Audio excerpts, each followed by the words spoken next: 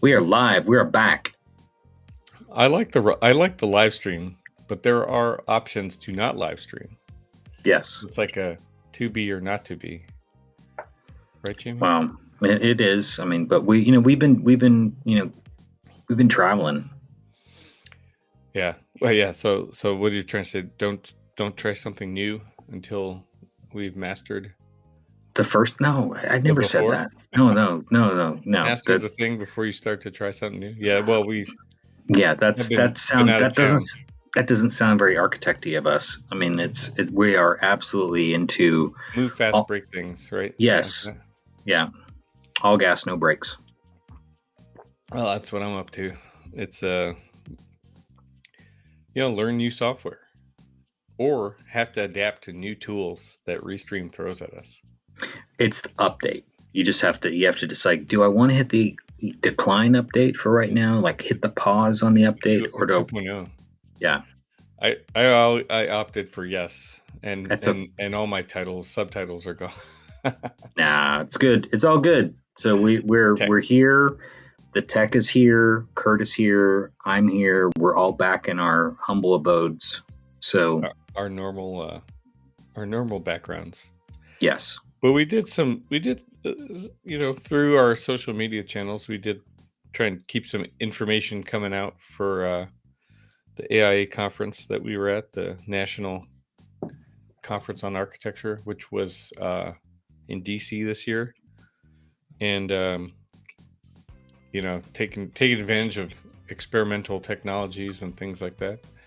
So I have to. Yeah, I mean, and just sort of a whole planes, trains, automobiles experience. For sure. And literally, I keep joking about it that way because of the movie, and like every time there's like travel woes, I immediately go to that film. But or at least there's a piece of my mind that does. It travels there for just a second. There's probably other great travel woe movies. But what's funny is that, literally, like, so I got on a plane. You drove. And automobile. And Clarice and Toby, they took a train before they drove. So, I think we managed with, extensions of friends of the podcast, we did manage to cover all bases associated with the movie. That's true. I forgot about that. Yeah, their train ride. They didn't, did they train? No, they flew in and then trained out. Yeah, and then drove to a car. So they basically were, so they were like our spirit animal for travel. And they even had to skip the Buc-ee's. I don't know how you can skip the Buc-ee's. I've never been to one, so they don't come up this north in the world. They will. Oh yeah, there's one in Ohio. No, Kentucky. I'm sure I think they're planning on one in Ohio. I think it's like a world domination thing. Here, you sent me that one. You sent me a picture of the one in Austin that's 75,000 square feet bigger. It's not in Austin. Well, it's outside near. Austin. It's close though. Yes. Yeah. Well, there's no land available in Austin that's as big as a football field. No, not for those types of things. We got somebody watching. That's cool. Yeah, Elon has probably taken all those opportunities for football field sized parcels of land, but batteries and things. I have to say that I have been through Luling, and so shout out to Luling downtown. Yeah, it's a fun downtown. I've actually done a project or two there, but one hell of a big Buc-ee's. So yeah, 75,000 square feet that's a lot of stuff. Biggest travel center in the world. Yeah, bags of coffee they can fit in there. Oh boy. It's not back of house. Well, I mean, the coffee ain't bad. It's the other thing too is that everything that like they're making effectively is fresh. I mean, there's a whole lot of concession stuff that's like in packages. I mean, there's all that stuff, but I mean, there's brisket, there's kolaches, there's fudge. Did we talk about the fudge? And then Michigan people are pretty good at making fudge. So, And then coffee. I mean, there's fresh coffee, very clean bathrooms. So that's like their thing, right? Pride on the bathrooms. Yeah. Oh wow! Haven't we heard from Carl in a while. We were totally at the AI National Convention, and this episode will totally be our first of two recaps. So yeah,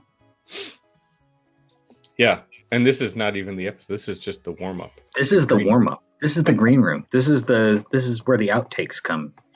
This is me trying to rally the energy. We did put it all out there last week. I'm still recovering. So yeah, man, I wish I knew we're there. That's crazy. It would have been a face to face. Well, hopefully you had fun. Architect. Yeah, there's definitely a few folks that I've seen some posts. Oh, okay. Yeah, we were. We didn't get us. I mean, the expo was arguably quite large. There was a lot of space between booths. Was there too much space between booths? Did we decide that? We did have that conversation with one of the vendors from the Acme brick. And yes. Also Texas. Thank you. Yeah, you could probably get Acme brick in that Buc-ee's. Yeah. Oh, you probably could. You put the whole brick plant inside the Buc-ee's. It's like a new business model. Yeah. Clean bathrooms. Get your brisket sandwich. Go make some brick. Clad your building in building thin brick. Yeah, thin brick. Just go for the thin brick. Well, yeah, you could fit a lot of thin brick, but the now I forgot. Anyway, yeah, there was a lot of space and a lot of booths, and Greenlight 360, 1,000. I walked through the 1,000s. I took laps. We all took laps. Yeah, we did. But, and I read that originally as Gladiator booth. I was like, did we miss Gladiators? I saw the puppies. No, I didn't see. The lanyard is sponsored by. No. I caught that, but my quick reading of the conversation going on in the stream, you know how I am about things. My brain just kind of wanders. So. That's the spelling thing, It's a spelling thing. That's true. Thank you. Well, man, sorry. I probably walked right by you. Oh, what a bummer. See, that's the thing that happens though at the conferences is that like we do bump into a lot of friends that we know across the country, and then we also don't get to spend enough time with people we know from across the country, and that just so happens to have happened. Yeah, and we were trying to help ourselves out this year with lots of like new swag, so that like it was very identifiable that you were like, oh, I ran into Jamie or I ran into Kurt, and they might have been separate, or they're together and they're both wearing the same shirts. So we took time to coordinate, folks. So yeah. Well, now we're going to have to make a decision next year because we're going to have too many T-shirts and not enough days. And not enough days. Too much clothes. There are bathrooms we can change in. So be like a Superman thing. Like just go in and come out. That's something. Morning outfit, evening outfit. There was a brown leather swag bag. What is this? Sure really? No, I try not to pick up swag because most of it's junk. Unless they that's where we tuck the T-shirts. We tuck the T-shirts in the brown leather swag bag. Well, that would have been nice. Yeah. Hopefully, it's conflict free. Yeah. Well, what's the name would be Sherwin-Williams? They must have sold a lot of paint. Mm-hmm. Yeah. It's a good year. I don't remember the Autodesk one. Was it good or bad? We were at the Autodesk one. Yeah, for a little bit. But I don't remember the bag though. I got the. No, I don't remember the bag. Button thing. Yeah, I got the button. It's in my bag. Yeah. Oh, it's right here. Yeah, the companies that have the best swag usually they get snatched up real fast. So. Yep. Which. Yeah, if you were on the expo floor, then you're supposed to do that lap and figure out where all the good swag is, and then like let everyone else know like after you've accumulated your picks. Yeah, Autodesk. Yep. There they are. I even held that up in the right orientation without looking. That's good, Kurt. Gray canvas with the brownish felt. I got this ICC codes, the code people bag, because he forced it into my hands, along with things called USB flash drives. What do I do with those things? Insert virus into computer. The code people, though, I had a very nice conversation. They were very patient with me. I did have some very technical questions, which they passed me to. I think I met everyone in the booth by the end of it. So, yeah. They're trying to sell me on their version of upcodes. Mm. And but I get upcodes for free because I teach it. And they said, you can have a license for free, man. It's not for the students, just for me. So I'm special.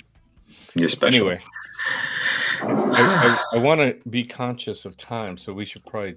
Are you ready? I felt like you were celebrating, and then you realized, oh wow, I've got a constraint. So yeah, I gotta.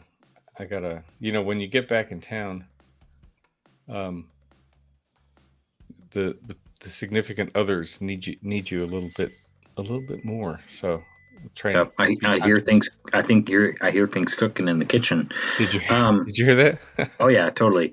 Beeps and clanks. So stick with us, folks. We're gonna hit the intro, and we're gonna be in the episode shortly. Yes. Thanks.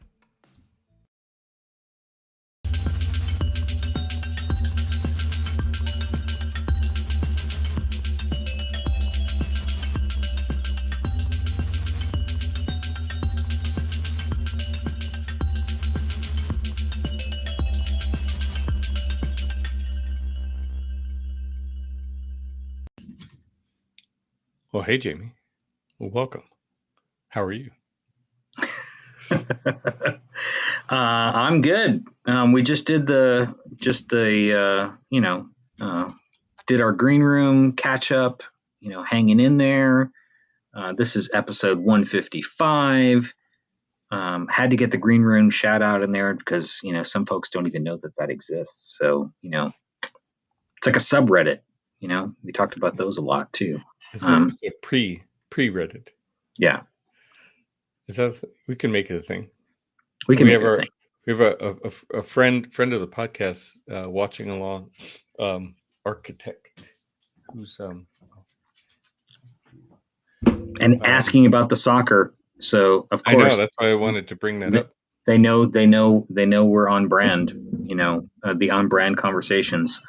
No, I didn't actually. Well, I mean, yes, I did watch the game. But I didn't go to the game. But the other thing that transpired, I think we're just going to skip the USA Colombia sports talk of the round football, because that was not good.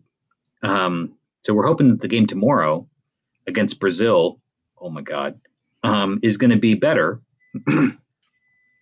Yeah.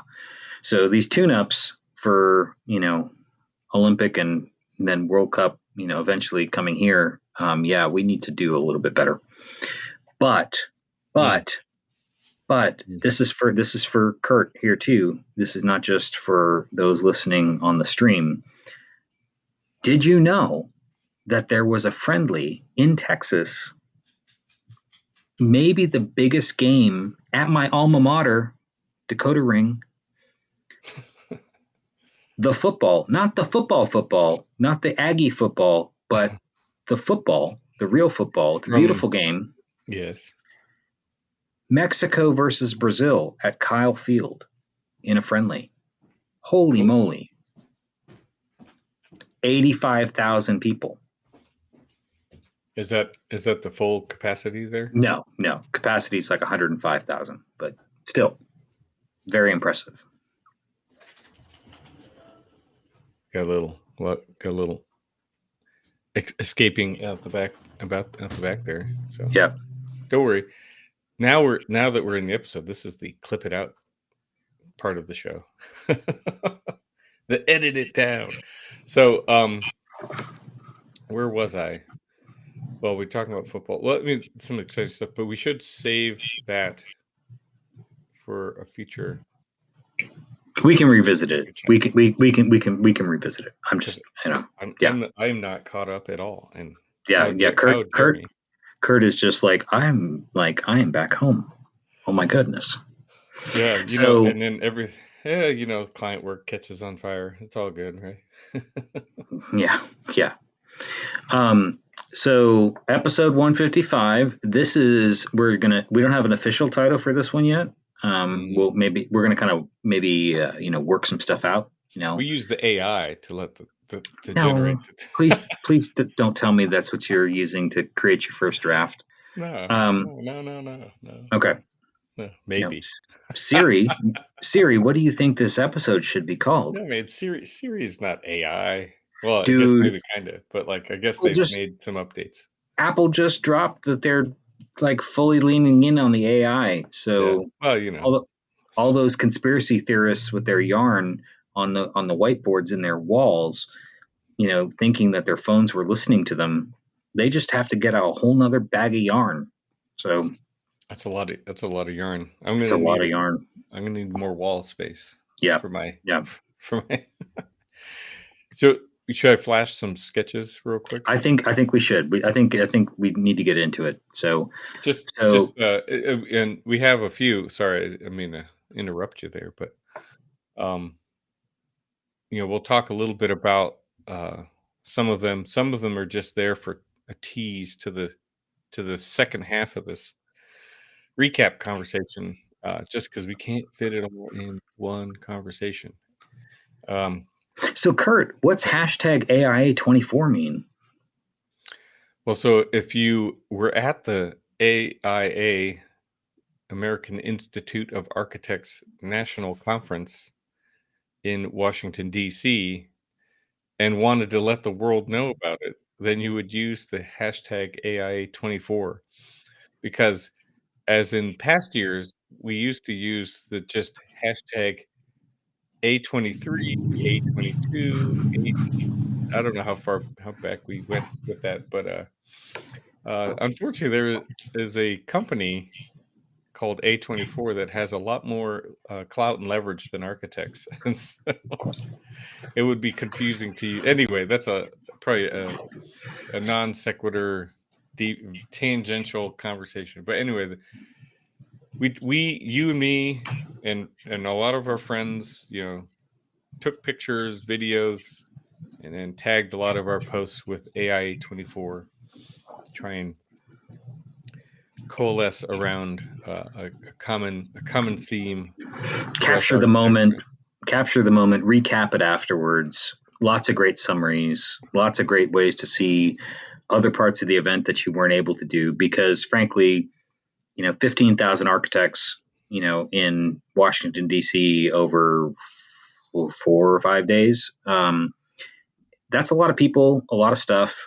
You certainly can't catch it all. The way I described it to folks who haven't attended a national conference, but have been to maybe their state conference or a similar kind of professional development industry conference, maybe, in a regional level, you go to the conference, you look at a time block, there's 3 sessions in that time block, only three, maybe 4, right?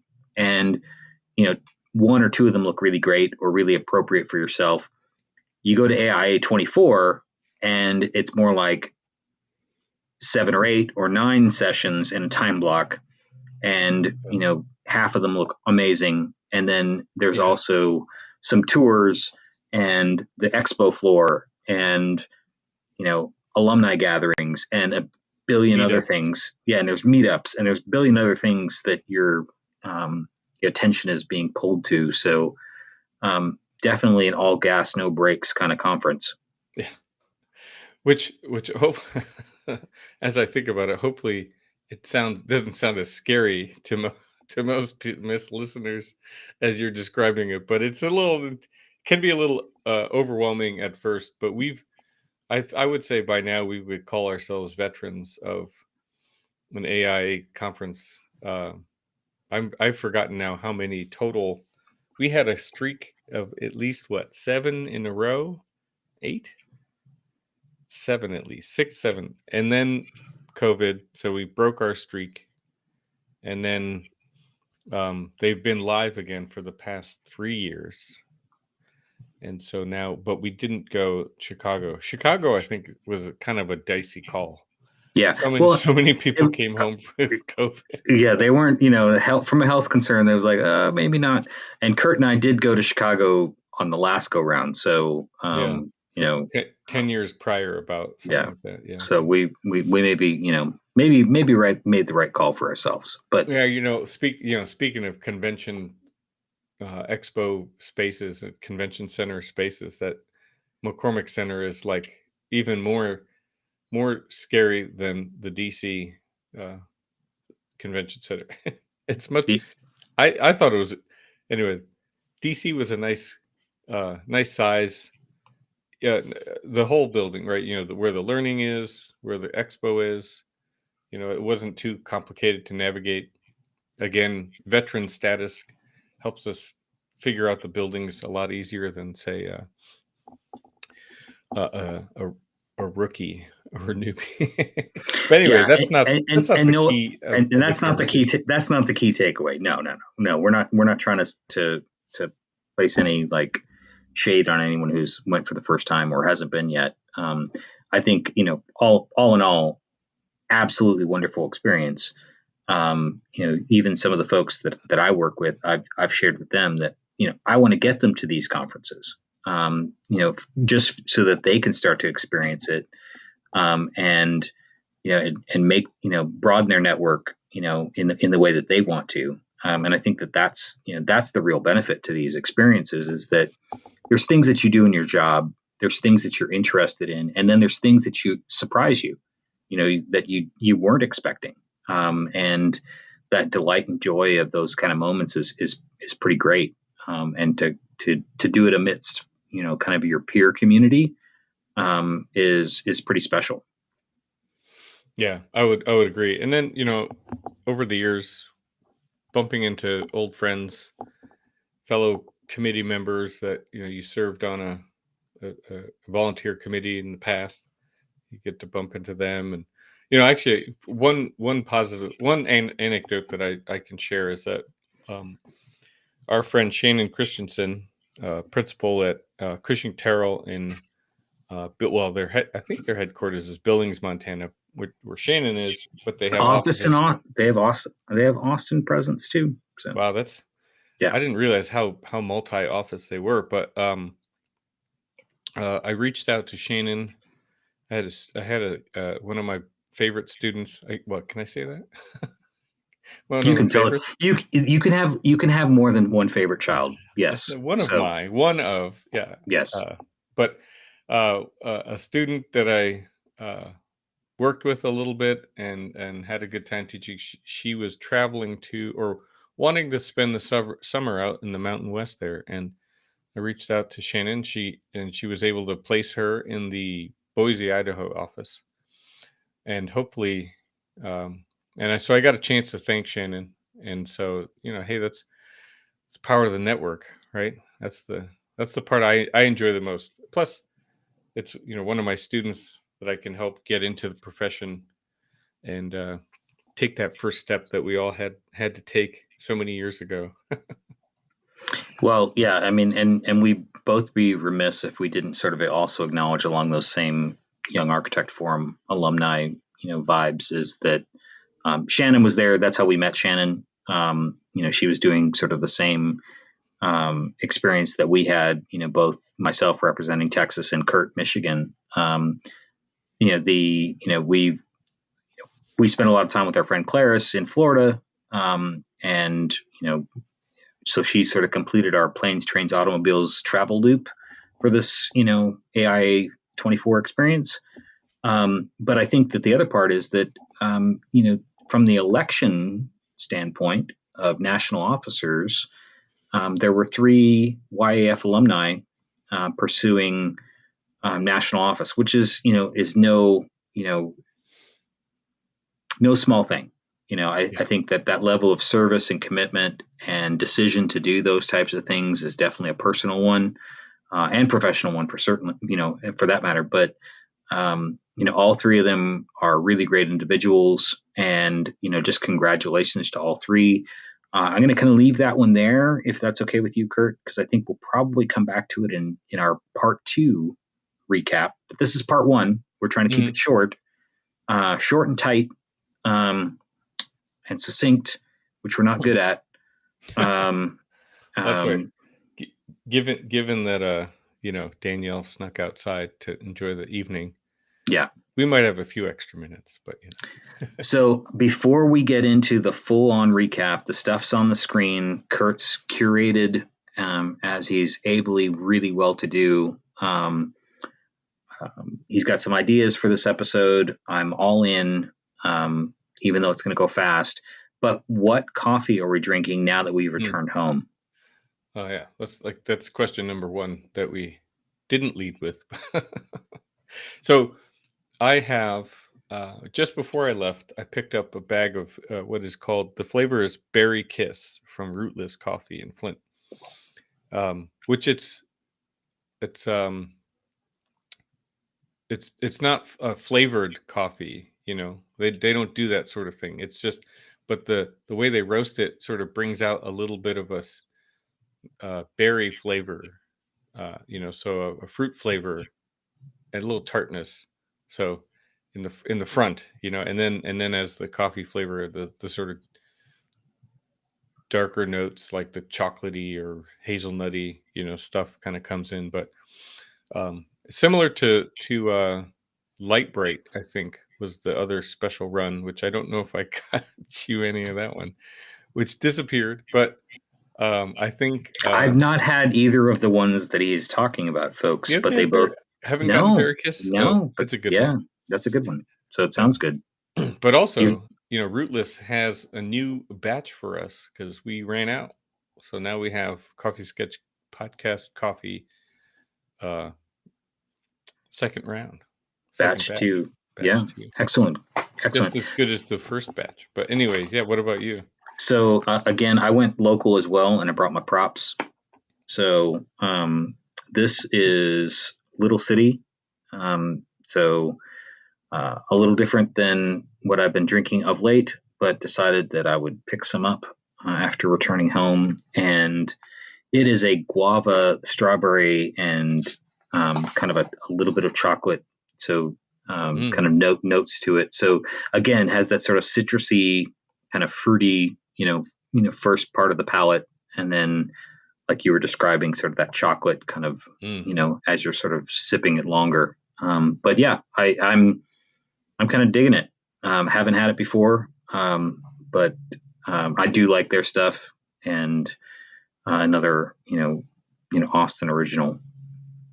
We might have to do a little swap, right? We could. I'll send you the Berry Kiss, and you send me one of those from Little City, because we have to compare.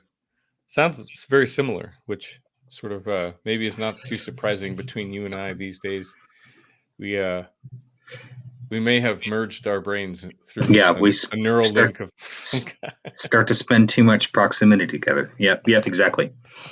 People absorb it all. Although, so that's a good segue into some of the sketches. So I happened to lose you on Saturday during the urban sketching session. Me and a friend of the podcast / my co-pilot, co-driver, we drove out from Michigan, so we needed to drive back to Michigan. So in the meantime, I was trying to find a Frank Lloyd Wright house. Jamie was sketching, which is a session we did together last year, or joined last year, which is the urban sketching cohort.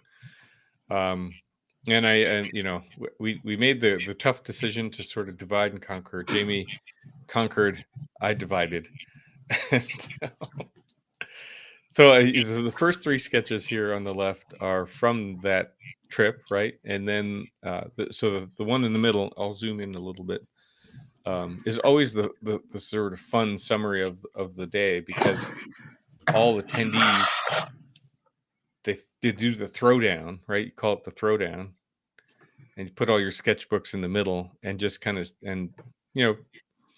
share and keep it positive and well, the critique kind of constructive, right? Oh yeah, it's all about the energy of that many folks, doing the same activity over a length of time, and then immediately wanting to, kind of celebrate and share it in kind of a moment, a capturable moment for everyone. So um, I didn't even get a chance to tell you this because, of all of us trying to, make a mass exodus out of DC and, the whole planes, trains, automobiles craziness. This didn't even come up.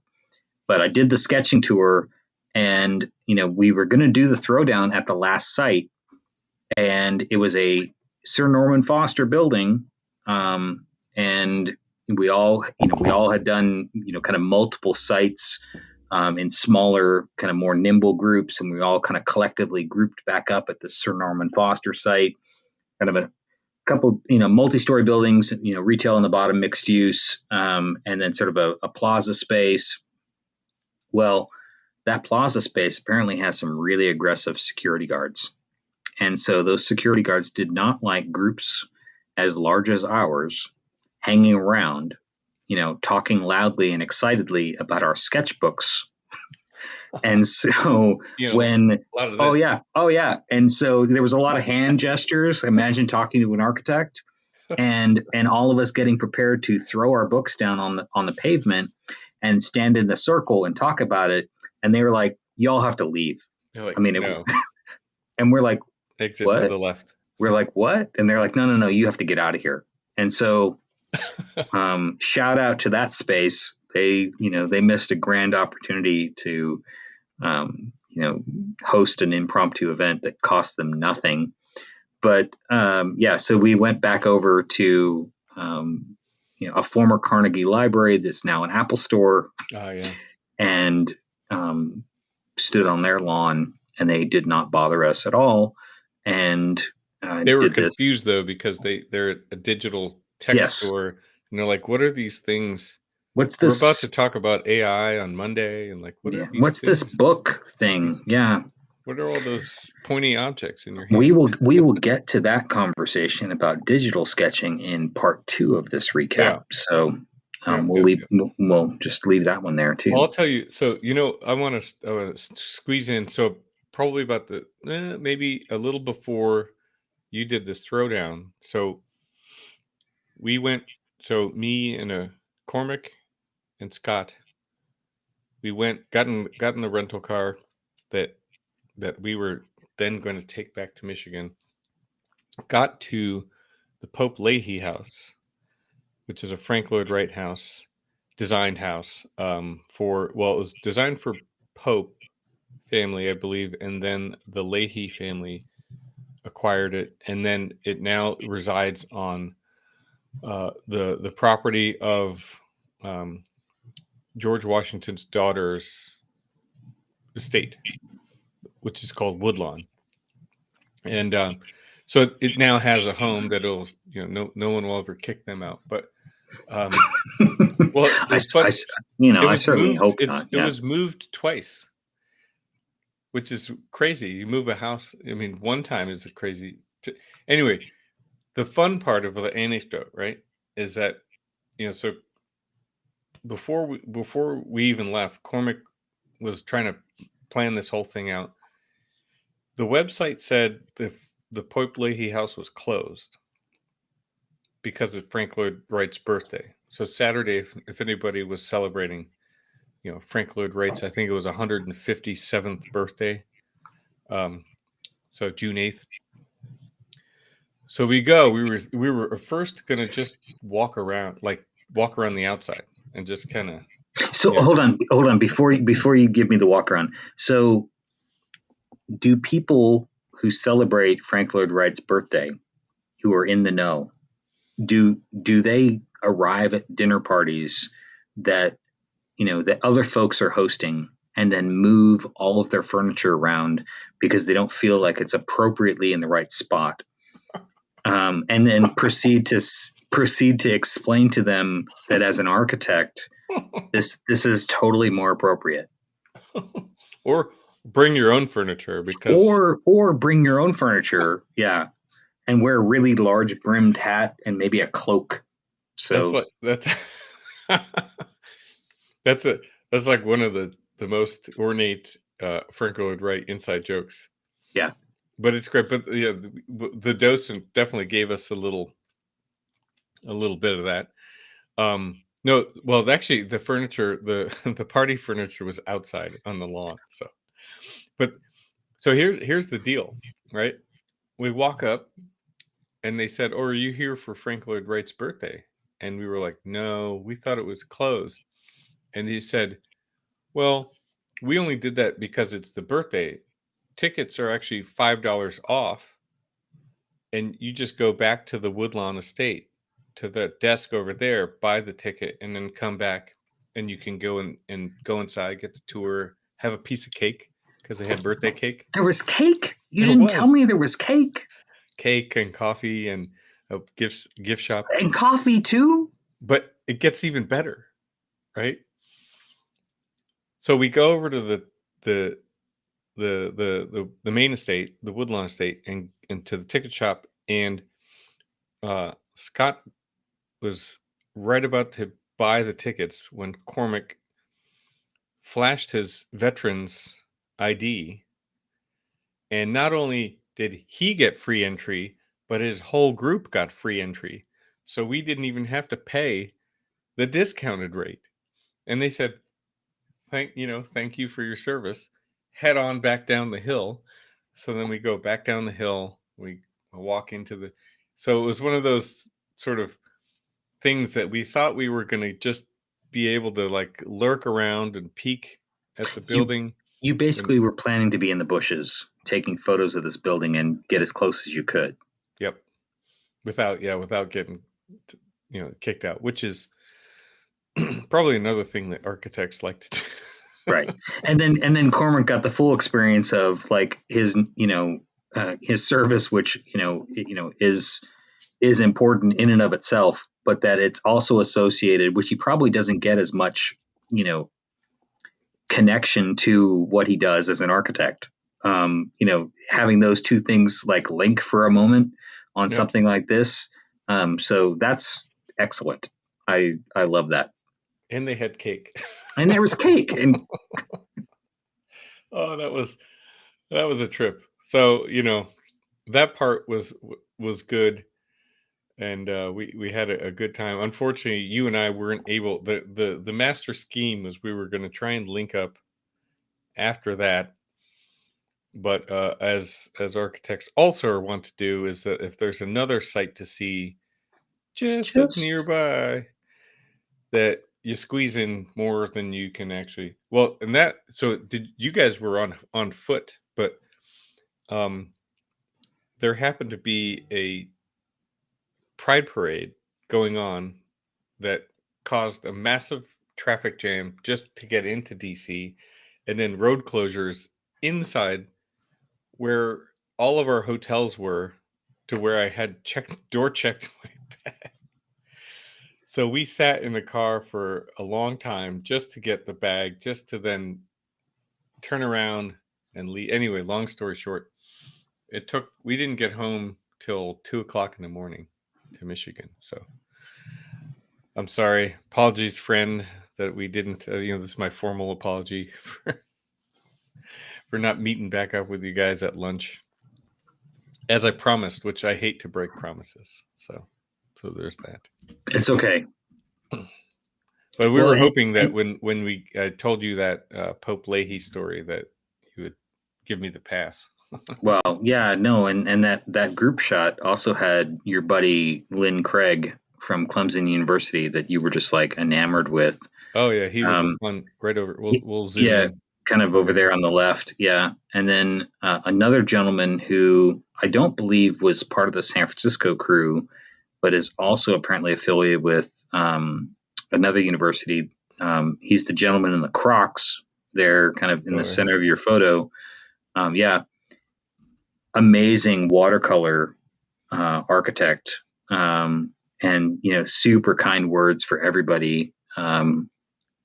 Just his name's Terry Welker, and so yeah, I know the name. yeah, and so so there was quite a few kind of really cool folks. The person that I had at my first station was Scott Rank, and he's not an architect, but sort of an animator, visual illustrator, and had a really kind of neat take on using your sketchbook. I don't have that one posted here, but it's kind of using your sketchbook as a way to kind of create a story, kind of story about the setting that you find yourself in, and little vignettes, which I do tend to do. Where I might we've seen zoom, some of that. Yeah, zoom in and zoom out, but he had a really great, fresh way to kind of describe it. So I will definitely be ripping off and borrowing that. Like a storyboard. Yeah, really, for film, right? It really was. I mean, it really was. So I loved it, and appreciated kind of his take on how he set things up for each group. So just to kind of thumbnail this for folks who are kind of wondering what we're completely talking about. This urban sketch tour that they do at conference is kind of loosely a couple different folks who've been organizing it as speakers. I am not one of the speakers, though I have done that at our state conference here in Texas in the past. This is me just enjoying it as a participant, and I definitely enjoy it. And Kurt knows that because he saw it last year. We missed you, buddy, but you go basically between a couple different stations in a smaller group. So a group of about, this was a pretty good size. I mean, we had about 15 to 20 people in each group, and then kind of moved between 4 different stations, and did, and had about a 5-minute talk, or so, and 15 minutes of sketching, at each location. And then, as Kurt was describing, then this sort of lay down of all the work at the very, very end with, everybody, resumed and all together.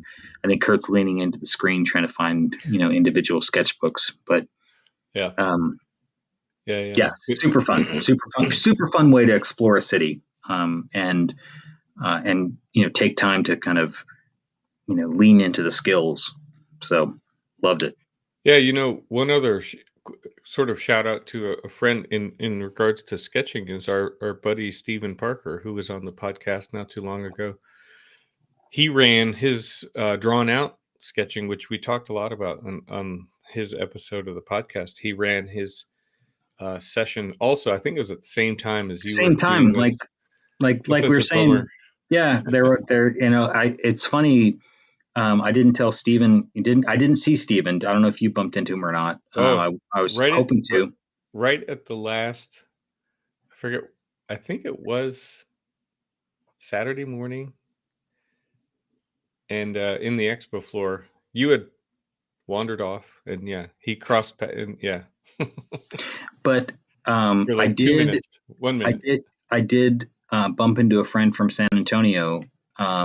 Who has attended my sketch tour that I did at the Texas Society of Architects conference. And he was like, "Oh, there's some sketching sessions, on Saturday. Are you going to any of them, or are you, involved in any?" I said, "Well, I'm actually going to this one just as a participant." I said, "But my friend Steven is doing this other one." And he said, "Oh, I thought about doing the healthcare, kind of, mental health sketching one." And he's like, "Do you think I should do that one instead of the urban sketching?" I was like, "Yeah, go and then tell me about it."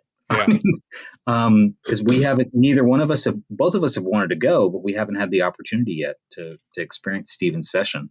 Yeah, maybe we'll have to bring Steven back and see how that all shook out, because he's been jet setting all over the country doing this thing, and it sounds like a really great program. And I'm sure he had a great turnout on Saturday as well. And it's great to see the tool. I mean, I guess it's a little bit on the nose for us, right? The Coffee Sketch podcast, but to see the tool that we're we brought up with and sort of affiliated with, and the idea of a loose sketch to get ideas across become sort of weaving its way back in. Although we have another episode that's going to happen, in the future, thinking about AI as a sketch. We kind of tease about AI, but that's all I'll say about that. But in the works, I think, before, I don't want to keep what do you call it? Dropping too many hints, but we got a lot Yeah. of things Well, let's scan energized through. and planned for. Well, let's scan through these real quick because I know that you've had a chance to only you weren't with me on these, so you've Oh yeah. only had a chance to sort of see them online as well. So this is the portrait gallery in the It is. distance? Yeah. It is. Okay. Because Yeah, we have, oops, yeah, that sort of atrium dome canopy from Foster, right? So that's it's cool. correct. Yeah. Yeah, so we were at the opening night party, which was in the portrait gallery. So great space. Love being in that space. I think we have a couple friends who refer to it as maybe their favorite building in DC or favorite space in DC. Shout out to Ben on that one. But this is kind of that classic 1 point perspective. And really that 1 point perspective where we are positioning ourselves directly where everything is vanishing to that door on the horizon. And I didn't know about this vantage point. I hadn't seen it other than this urban sketchers who are scouting out these locations found this great spot. And I'm glad I got to experience it this way. Yeah, that's a good view. a good vista right to the building. And having, I don't think we walked in that way, so it's kind of a nice perspective. Yeah, I mean, this is gonna be tough to be quick because it's fun to dwell on the imagery. But let's see, the glass. It's fun to see the glass canopy on the modern side here, sort of contrasting the. Is that also? Oh, that's also the portrait gallery, right? Yeah, yeah. But a different side. Yeah, so there was an opportunity to get a little bit closer at a second station, and this one was with Terry. And one of the things that he was talking about was, each different station, each individual who was sort of leading a piece of the sketching tour had a piece of the puzzle that they were trying to sort of express. Whether it was a tool or a technique or a way of thinking about the sketch in the moment. And his was sort of about framing particular views and using thanks framing particular views in kind of a unique way so that there's an inference. You and I have talked about this a ton, where the line sort of leads off the page or the line just sort of stops in kind of a white area, and you get this sort of framed kind of aspect, and your brain sort of fills in those details or focuses on the things that you're wanting. And where Kurt's sort of sketching here with the red line, I was experimenting with it, and I think if I were to go back and sort of refine this sketch, I really think I could make something really special out of it. Where there's this kind of hard edge that has this unique profile coming over my head with the glass canopy, and then down the wall, down into the sidewalk, and that's sort of setting up this edge condition on the left side of the page. And then the right is the focus of the image, which is really the entrance to that portrait gallery. Yeah, but I think I was kind of flipping back and forth with the two because of the looseness that, you do some loose style, but not always this. It's not that much looser than your normal sketch. However, understanding the speed at which you kind of have to produce these things and the sort of impromptu and compose it. compose it, right? Yeah. not just draw it, but actually sort of frame it as you were saying. But I love the way you just squiggled the shadow in behind the columns to just kind of, and get that darkness into the depth in there. And then I teased you. I circled the couple of lines that created some stone panels. Well, and it's funny because I do that It's all you need. occasionally. Yeah, well, it's some of it is mental notes to yourself, right? Right. Cute. And and there's moments in those sketches where you find yourself pausing and looking at it a little bit harder, and you go, "Oh wow, the size of that piece of stone, that's pretty big relative to the thing next to it. Yeah. If we I better zoom draw in, that, yeah." well, the pen is not even gonna. It's kind of It's not peeked even gonna over. let you do it. Yep. But Yeah. it's not just a brick per se, but it is brick pattern, but Right. in a stone panel, which is much bigger. And that way you can go back and you can kind of like fill in some more bits if you want to, um, fill out the field of the stone panels and things like that. So yeah, no, this is cool. Again, it's a sort of a compromise miss that I had to make. And then, I mean, we are going to talk about this one, but we're going to save that right for the next one. So just as a to be discussed Yeah, my in the fair near future. Verona, we will get back to you, Mr. Scarpa. So yes. But that was fun. Plus, we'll have some moving pictures about that one. But then lastly though, is that this we passed a couple of times, is, well, maybe on by car. I think I feel like I circled around this thing on Saturday a lot. And then on foot, which is the Mies van der Rohe. I don't know if it's a named library. It's a library, It's right? MLK. It's The their MLK, of yeah, course. MLK Central Library. Totally spaced. And Mechanu, I think they're Dutch.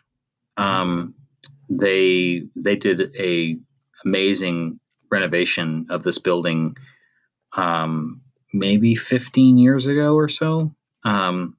But one of Mises' last projects, um, and it's quite an impressive library space, and sort of the way it sits on the street, so close to the street, so close to that edge. And that's what sort of struck me with this sketch, was that I wanted to capture that, where the building really, as a civic structure and engage, and it's the same Mies typology of materials and geometry and structure kind of expressing itself Yeah.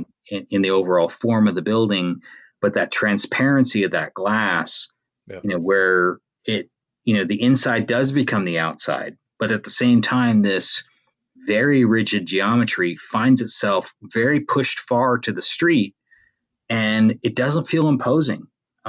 It really feels kind of welcoming. Yeah. And I just it sort of struck me as sort of the simplicity of pulling that off really, really well. And that it 60 years later, or so, it still is just fabulous. And then others have, of course, helped accentuate it with the rehabilitation. But yeah, um, loved it. Yeah. And I don't remember if we passed it at night at the same time. Did you happen to see it? I can't remember. It was a long time. We saw it sort of twilightish, Yes. as we And were it going between alumni receptions. Yeah. yeah, and it's like a television set. Like it, the insides come alive, and the colors that I think Mechanu probably sort of snuck in there in little pockets against the white, painted drywall, and then the dark metal steel, frame that Mies, the Mies look, if you want, as you mentioned. Um, but then the other aspect of it, as you were mentioning, that the sort of openness downstairs is that it the glass is sort of recessed in certain areas to create a sort of colonnade, and the columns come down, but the glass is a little farther back, and it sort of helps identify a way to maybe find the entrance or access a certain side of the building. And so yeah, it's nice. I'm glad to have, we've walked by it a couple times, and then I think we drove past it on the way out, as I as I said, As you found, you maybe meandered your way out of the city. Yeah, maybe drove past it a couple times on the way, which is never a bad thing, right? I think that's a Chevy Chase movie, but yeah, we'll leave it there. So yeah, Yeah. But the here, let me flip back to the main view. But so thanks for the quick rundown. Good catch on that ML library sketch, because that's a nice. It's something I need to go spend more time back at. Maybe right now I'll have to seek it out in pictures. But when we get back to DC one day, we'll have to make a special visit. But as we tried to keep the time tight for this episode, we basically hit our normal mark. So yeah. it's okay. But so this is me saying goodbye, and this is me for now. saying, don't forget, this is part 1 of at least 2 parts of a recap from our experience in DC at the AI National Conference. So thanks, y'all.